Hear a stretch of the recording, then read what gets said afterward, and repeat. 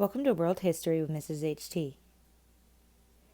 Materials you need for this lesson include the Global Convergence fill-in-the-blank booklet. That's this picture of this worksheet right here on the screen with the empty spaces. You'll need to fill in those spaces as we go. Computer with headphones, writing utensil, and your notebook. So for your assignment that goes in your notebook today, as you watch and listen to this video, fill in the blanks on the booklet. Once the booklet's blank spaces are filled, you will fold the booklet in half and then paste the booklet into your notebook on the correct page, the page that you found this video on in our Interactive Student Notebook Guidelines PowerPoint. The Global Convergence. So the global convergence lasted from about 1400 to 1800. And what was it? To converge means to come together. Change, and at this point you should be filling in your worksheet, your global convergence worksheet. You'll notice that some of the words on this slide are the same words that are on that booklet. You're going to find out where those words are and fill them in where they're missing on your worksheet. Change accelerated when people, resources, and ideas from the whole world came together. That made the world more like we know it today, more modern. Accelerate means to speed up. So during the global convergence, things came together. And because people from all around the globe started to converge with one another, our development started to speed up. So we started to gain knowledge more quickly of different ideas, of technology. We started to be able to try things we've never tried before. Exchanges that began in Afro-Eurasia, that's the point where Africa meets Europe and Asia, continue to bring about change. Scholars translated books, taught others, and worked to gain knowledge. Trade introduced people to new products, increasing the demand for luxuries. Money moved across the countryside and continents in exchange for goods. Religious ideas were hotly debated, and missionaries spread religions to new lands. Ruling groups debated laws, and military struggles continued. So we're seeing knowledge spread, product spread, money spread, religious spread, laws, and military might spread. Sciences, philosophy, and the arts flowered in Europe after 1400. Knowledge of the ancients entered Europe during the 12th century. Its origins were Greek, Arabic, Chinese, and Indian. It contained all natural sciences, math, applied sciences, and philosophy. Europeans had some catching up to do. Scholars represented the heritage of ancient and Eastern knowledge as a giant. Scholars flocked to Spain in the 1100s to translate books from Arabic to Latin. So, scholars mostly debated topics. But after 1400 and the increase of paper and printing, you'll see that knowledge was able to reach more people, not just special scholars. Rise of European universities. Demand for education stimulated the growth of European universities in major towns. These universities introduced new knowledge into the curriculum. Printing technology spread from China to Europe. European and Korean artisans invented printing with movable metal type at about the same time. Gutenberg's printing press with movable type could reproduce pages quickly, adding woodcut illustrations. By the time he invented his printing press, paper making had spread to Europe. In the first century of printing, thousands of books were sold and added to Europe's growing libraries. So today we're so used to having books available and paper available that it's hard to imagine a time where those things were not available in mass like they are today, like at our universities and at our libraries and in stores. But before the printing press, books weren't as readily available, and therefore knowledge wasn't as readily available. Religious institutions and ideas changed with the times. Martin Luther challenged the Catholic Church's authority and brought on the Protestant Reformation after 1517. He translated the Bible into German. Political leaders took sides, spawning European religious and national conflicts that lasted more than a century, to the mid-1600s. Neo-Confucian doctrines were challenged by Wang Yangming, and his followers emphasizes rational thought and reflection. International religious institutions developed, such as Sufi orders in Islam, Catholic and Protestant missionary orders in Christianity, and Muslim reformist groups in Africa and Arabia. So, people were challenging the way they had known their religion to be. Martin Luther was one of those people, and we will go into more detail about him in an upcoming lesson. Asian commercial and political voyages on the seas continued. Indian Ocean trade routes attracted merchants as they had for centuries. Zhang He, admiral of the Ming fleet, made 7 voyages around the Indian Ocean. Ottoman naval vessels patrolled the Mediterranean, the Black Sea, and the Indian Ocean. So as usual, people from the countries of the continent of Asia continued to travel around the Mediterranean, the Black Sea, and the Indian Ocean and trade with one another.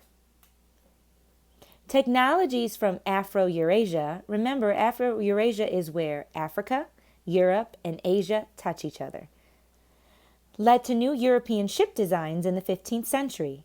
So we have the Chinese or the Muslim Portolan charts and maps, Chinese sternpost rudder, the Arab lanterne sail, and the Chinese compass were all new technologies that helped speed up the movement across water. After 1415, European mariners made voyages across the seas towards the east and the west. By 1519, Spanish ships had circumnavigated the globe. Others set out in search of wealth and adventure.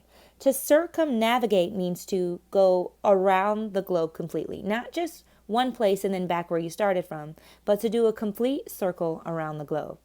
And remember who that person was, Magellan. Spanish conquistadors ended Aztec and Inca rule and claimed their lands in Mesoamerica and Andean South America. In 1492, 2 major empires in the Americas, the Aztecs and the Inca, ruled many people. Global convergence sped up the dynamic of world change. From 1400 to 1800, the rate of change accelerated rapidly in many areas of human activity. So because we're converging with one another and we're becoming in contact with one another, it doesn't take us so long to get smarter or to develop knowledge. Now that we're coming together and we're putting all our ideas together from across the globe, we're starting to invent faster and move faster. Population and the environment, ideas and inventions, trade and manufacturing, states and empires, all accelerated. In addition to that, there is the Great Dying. The Great Dying was caused by smallpox and other disease germs carried by the conquerors. Native Americans had no immunity to these diseases. By some accounts, the population of the Americas fell from 22 million in 1500 to less than 1 million in 1640. Europeans brought African slaves across the South Atlantic to labor in the colonies. The Atlantic slave trade grew from about 1,000 per year in the early 1500s to nearly 80,000 per year at the end of the 1700s. These are the primary areas where slaves were brought to. Keep in mind that more slaves were brought to Central and South America than to North America. Oftentimes we associate slavery with U.S. history, but slavery spread all throughout the Americas.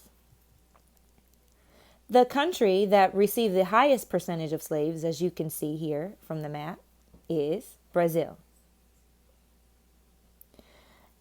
The Great Convergence also meant the Columbian Exchange. Plants, animals, and microorganisms, keep in mind those are small organisms or diseases, of Afro-Eurasia were exchanged with those of the Americas across the oceans.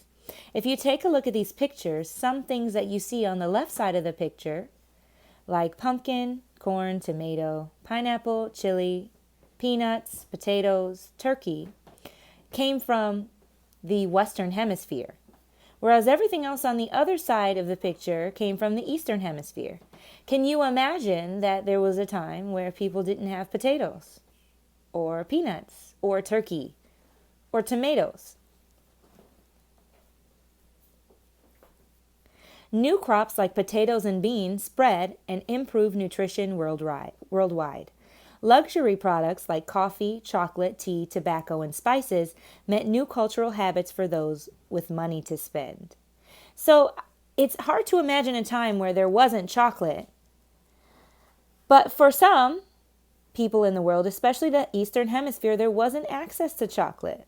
But now that everyone in the world had access to it and it was expensive, it would be seen as a luxury item, along with coffee and tea and tobacco and spices.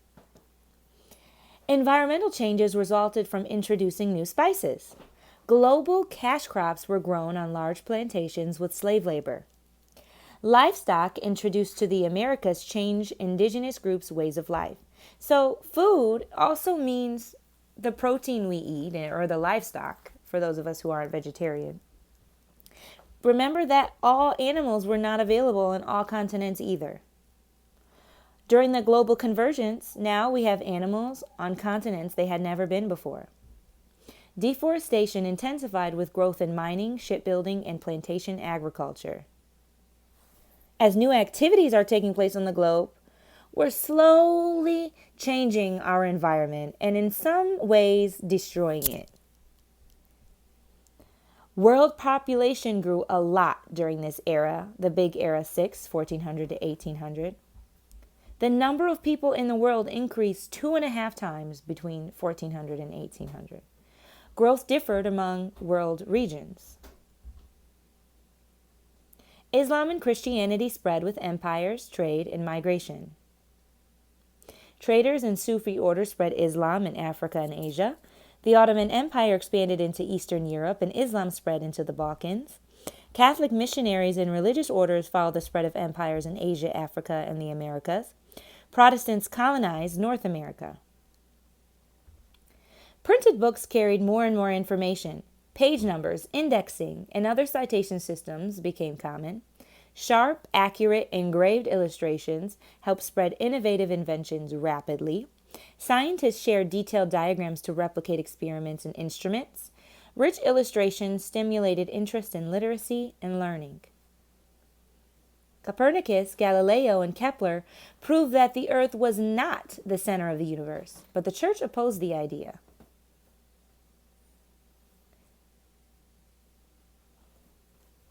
Maps reflected discovery and colonization and helped exchanges of knowledge among people in the world. Maritime technologies continued to improve after 1500. Mapping world wind patterns and oceanic currents. Ships were fully rigged with sails for speed and handling. Ships grew larger and stronger, 500 tons in 1450 to 2,000 tons by 1590. The sextant greatly improved navigation at sea. Cannons and ammunition improved. Trade encircled the globe.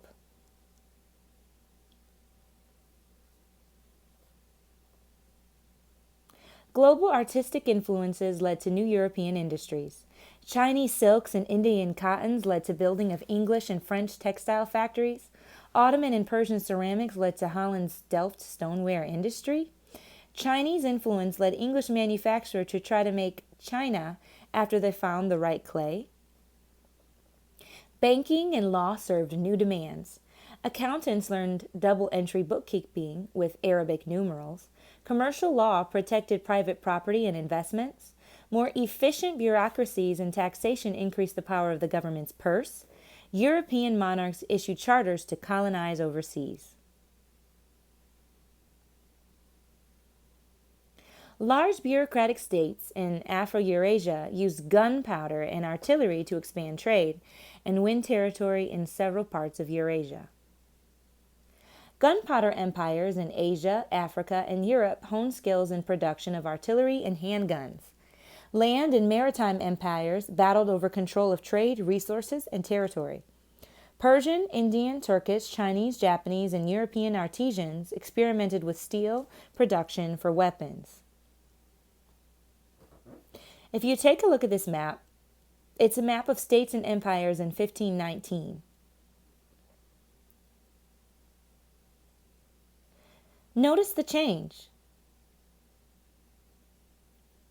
Spain and Portugal in the second map are united under Spanish crown, from 1580 to 1640.